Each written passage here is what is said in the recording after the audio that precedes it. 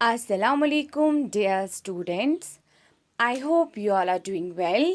This is your computer class, and today we'll continue our chapter number 5, Editing with MS Word.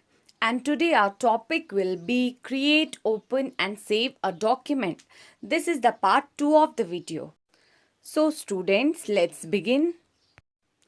तो students आज हम सीखेंगे कि हम MS वर्ड में डॉक्यूमेंट को कैसे क्रिएट कर सकते हैं, कैसे ओपन कर सकते हैं और कैसे सेव कर सकते हैं। तो सबसे पहले हम माइक्रोसॉफ्ट वर्ड ओपन करेंगे।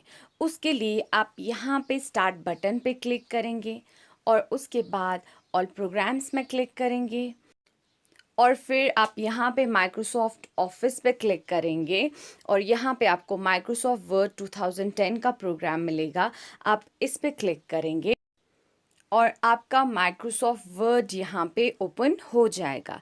तो ये देखिए, ये हमारे पास माइक्रोसॉफ्ट वर्ड ओपन हो गया। तो अब हम सीखेंगे हम MS वर्ड में एक नया डॉक्यूमेंट कैसे क्रिएट कर सकते हैं।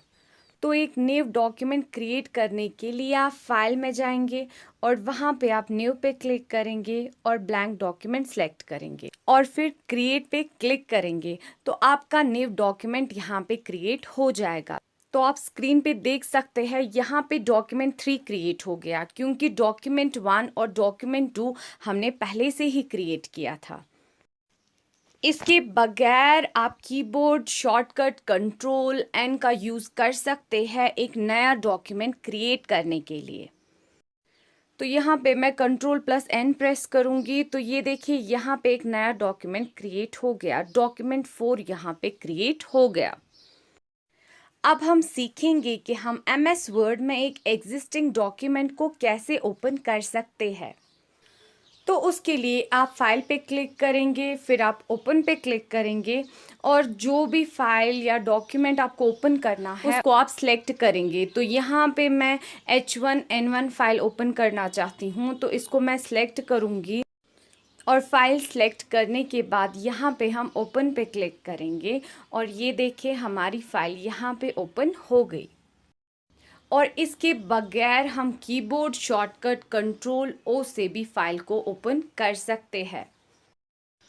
तो अब हम यहाँ पे कंट्रोल+O प्रेस करेंगे तो ये देखिए यहाँ पे ओपन डायलॉग बॉक्स आ गया।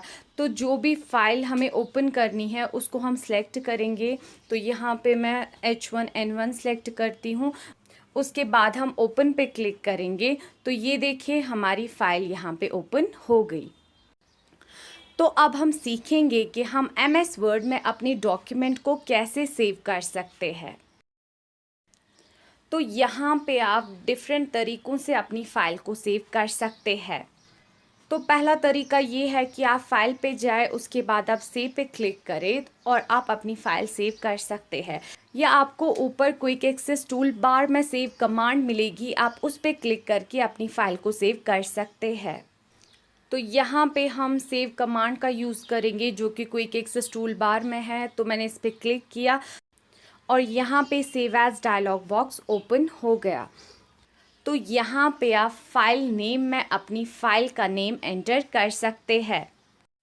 तो जैसे आप स्क्रीन पे देख सकते हैं यहाँ पे मैं फ़ाइल नेम एंटर कर रही हूँ। मैंने फ़ाइल का नेम गीक रख दिया और यहाँ पे आप अपनी फ़ाइल की लोकेशन भी चेंज कर सकते हैं। मेरी फ़ाइल डेस्कटॉप पे सेव होगी तो आप यहाँ पे C drive, D drive, desktop या किसी दूसरी लोकेशन को चूज़ करके अपनी फ़ाइल को वहाँ सेव कर सकते हैं। तो यहाँ पे मैं अपनी फ़ाइल की लोकेशन चेंज नहीं करना चाहती तो मैं यहाँ पे सेव पे क्लिक करूँगी। तो ये देखिए यहाँ पे गीक नाम से मेरी फ़ाइल सेव हो गई। इसके बगैर हम शॉर्टकट कीज़ कंट्रोल+S से भी अपनी फ़ाइल को सेव कर सकते हैं। I hope you have understood today's topic. Now it's time to say goodbye. Allah Hafiz.